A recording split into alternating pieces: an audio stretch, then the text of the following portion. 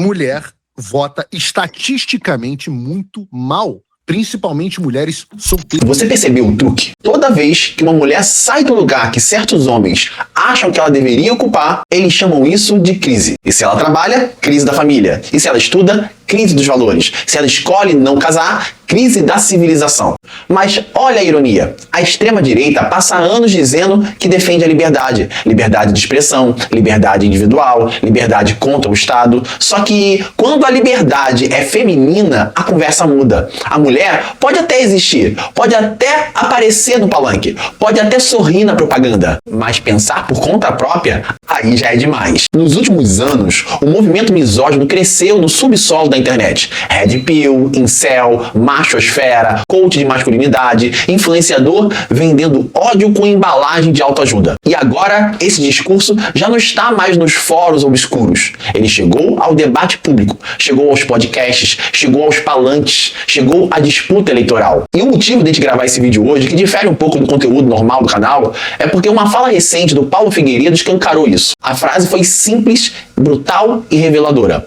Mulheres votam mal. Mas a pergunta de verdade é outra. Quando um homem poderoso diz que mulheres votam mal, ele está criticando uma escolha eleitoral ou está confessando o medo da democracia? O Paulo Figueiredo não é só um tio do Zap com microfone caro. Ele é um influenciador bolsonarista. É uma voz ativa da extrema-direita e carrega um sobrenome pesado na história brasileira. Ele é neto de João Batista Figueiredo, o último presidente da ditadura militar brasileira. E isso importa não por culpa hereditária. Ninguém herda crime político pelo sangue, mas a memória importa, porque o Brasil tem uma longa tradição de elites autoritárias dizendo quem pode falar, quem pode votar, quem pode existir politicamente. Durante séculos, a política brasileira foi tratada como um clube masculino. Homem branco, proprietário, chefe de família, dono de terras, dono da casa, dono da esposa, dona do voto. A mulher era vista como uma extensão moral do homem, filha de alguém, esposa de alguém, mãe de alguém, raramente como um sujeito político autônomo. Então, quando alguém diz que mulher vota mal, isso não cai do céu, isso conversa com uma tradição antiga.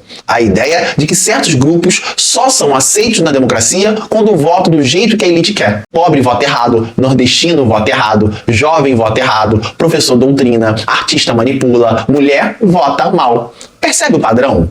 Quando o resultado desagrada, o problema nunca é o projeto político deles, é sempre o eleitor. Vamos destrinchar essa frase. Mulher vota mal. Parece só machismo de mesa de bar, mas politicamente ela tem 3 camadas.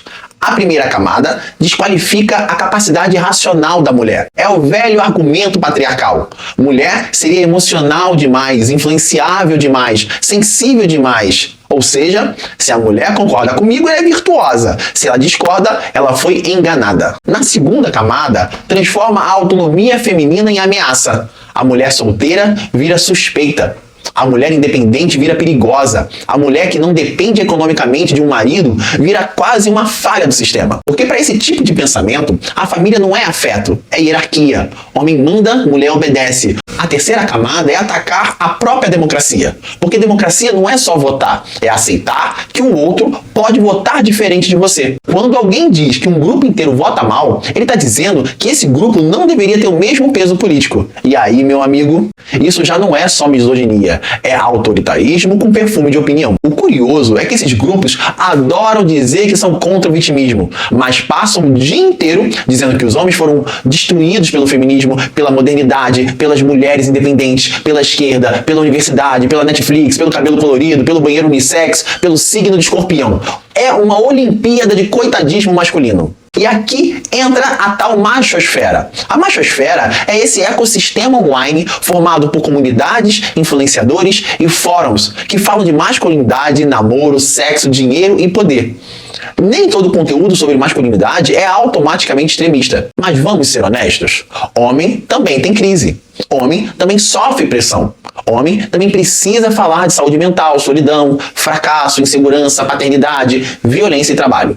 O problema é quando alguém pega essa dor real e transforma em ódio organizado. A fórmula é quase sempre a mesma. Primeiro, ache um homem frustrado. Segundo, diga que ele foi roubado. Terceiro, escolhe o inimigo. Quarto, venda a solução. E o inimigo costuma ser a mulher. A mulher que não quis namorar, a mulher que terminou, a mulher que ganha mais, a mulher que estuda mais, a mulher que vota diferente, a mulher que não precisa pedir permissão. É aí que a coisa fica perigosa, porque o discurso começa com autoajuda. Melhore seu corpo, ganhe dinheiro, tenha disciplina, mas aos poucos vira ressentimento político. As mulheres destruíram a sociedade, o feminismo acabou com o homem, a democracia foi sequestrada por minorias. Precisamos restaurar a ordem. Percebe a escadinha? Do treino do peito ao ódio organizado são só alguns vídeos recomendados pelo algoritmo. E tem um detalhe que quase nunca aparece no debate político.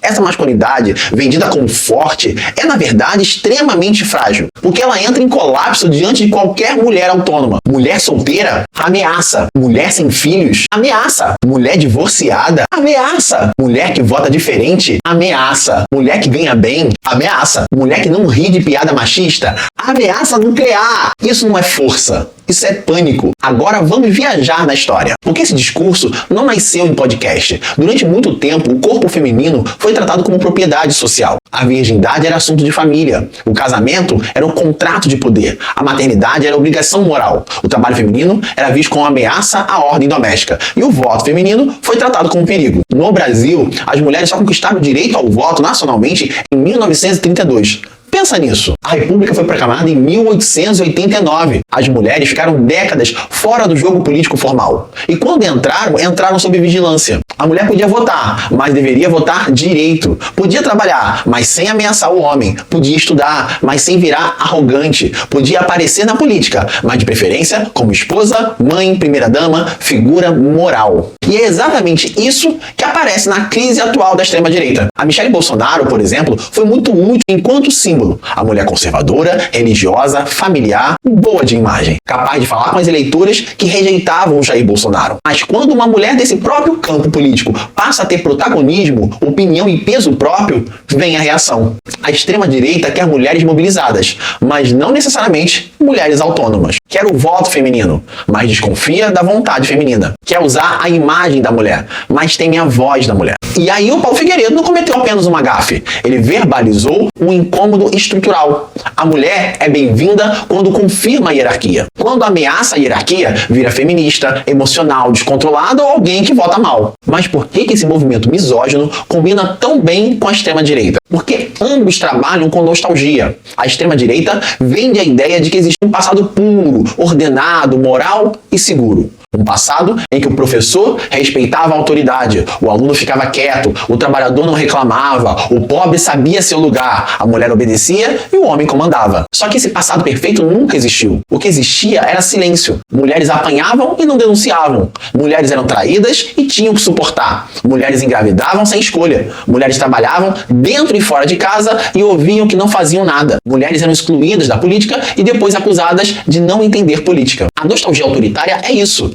A saudade de um tempo em que os conflitos eram abafados à força. A extrema-direita precisa de inimigos permanentes. O comunista, o globalista, o professor, o artista, o jornalista, o supremo, a universidade, a feminista. E a mulher independente entra nessa lista porque ela desmonta a fantasia da ordem natural.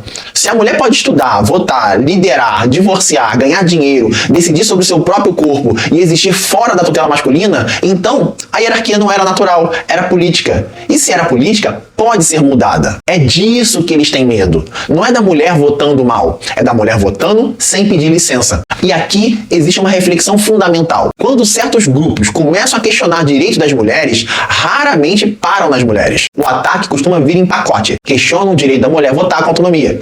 Questionam o direito do pobre escolher politicamente. Questionam o direito do trabalhador fazer greve. Questionam o direito à aposentadoria. Questionam a escola pública. Questionam a universidade. Questionam salário mínimo. Questiona a justiça do trabalho. Questiona até a ideia que a desigualdade é um problema social. E sempre com o mesmo truque. Isso foi longe demais. Deram direitos demais. O povo ficou mimado. As mulheres se perderam. Os trabalhadores não querem trabalhar. Os pobres votam errado. Percebe? É a mesma lógica. Quando direitos históricos começam a incomodar os privilegiados, eles tentam transformar conquista em abuso. Só que direito não cai do céu. Mulher não ganhou o voto porque alguém acordou generoso. Trabalhador não conquistou férias, descanso semanal, jornada limitada, salário mínimo e carteira assinada porque o patrão teve uma crise de bondade. Pobre não entrou na escola e na universidade porque a elite achou bonito dividir espaço. Tudo isso foi luta. Foi greve, foi pressão, foi organização, foi movimento social, foi conflito político. E é exatamente por isso que esses direitos são atacados. Porque eles lembram uma coisa muito perigosa para quem sempre mandou. A sociedade pode mudar. A misoginia política, então, não é uma ilha. Ela faz parte de uma reação maior contra a ampliação da cidadania. Ontem diziam que mulher não tinha cabeça para votar. Hoje dizem que mulher vota mal. Ontem diziam que trabalhador organizado era caso de polícia. Hoje dizem que greve é vagabundagem. Ontem diziam que pobre não tinha instrução para decidir. Hoje dizem que pobre vota por interesse, por manipulação, por benefício social. Mudam as palavras, mas a estrutura é parecida. É sempre uma elite ou uma mentalidade elitista tentando dizer que certos grupos só merecem direitos se usarem esses direitos do modo certo. E esse certo, nesse caso, significa sem incomodar quem manda. Por isso, quando alguém ataca o voto feminino, o problema não é apenas a frase machista. É o princípio que está por trás dela. Porque se eu aceito que mulheres votam mal e por isso devem ser desqualificadas, amanhã alguém vai dizer que pobre vota mal. Depois, professor vota mal. Depois, trabalhador vota mal. Depois que jovem vota mal. E daqui a pouco, democracia só vale quando confirma a vontade de quem tinha poder antes. Isso tem nome. E não é defesa da família, não é defesa da moral, não é defesa da ordem. É medo de cidadania popular. Porque toda vez que mulheres, pobres e trabalhadores entram de verdade na política, a democracia deixa de ser decoração institucional e vira disputa real. E é justamente essa disputa que os autoritários não suportam. Tem também uma camada eleitoral muito objetiva. A direita radical sabe que tem dificuldade com parte do eleitorado feminino. E não é por acaso. Quando um campo político acumula ataques a direitos reprodutivos, a relativização da violência doméstica, piada machista, exaltação de arma, culto à agressividade e desprezo por pautas de cuidado, muita mulher percebe o recado. Mesmo mulheres conservadoras. Porque uma coisa é defender família, outra é aceitar ser tratada como propriedade da família. Uma coisa é ter fé, outra é aceitar que usem a fé para te mandar calar a boca. Uma coisa é discordar do feminismo, outra é ouvir que mulher, como grupo, vota mal. A fala do Paulo Figueiredo expõe um problema estratégico da extrema-direita. Eles querem conquistar mulheres, mas parte da base deles despreza mulheres. Querem o voto feminino, mas alimentam uma cultura política que suspeita da autonomia feminina. Querem Michele no palanque, mas entram em curto-circuito quando a Michele age como liderança. E aqui está a contradição central. A extrema-direita usa mulheres como vitrine moral, mas muitas vezes trata mulheres como risco político. E é importante deixar uma coisa clara. Criticar a misoginia não é declarar guerra aos homens. Isso é justamente uma armadilha da machosfera. Eles querem convencer homens comuns que qualquer crítica ao machismo é um ataque pessoal. Não é. Homens também são esmagados por esse modelo. Homens que não podem chorar, homens que precisam ser provedor o tempo inteiro, homem que não pode descansar, homem que não pode pedir ajuda, homem que aprende que afeto é fraqueza. O homem que transforma a rejeição em ódio porque nunca aprendeu a lidar com vulnerabilidade. O patriarcado não faz bem nem para os homens.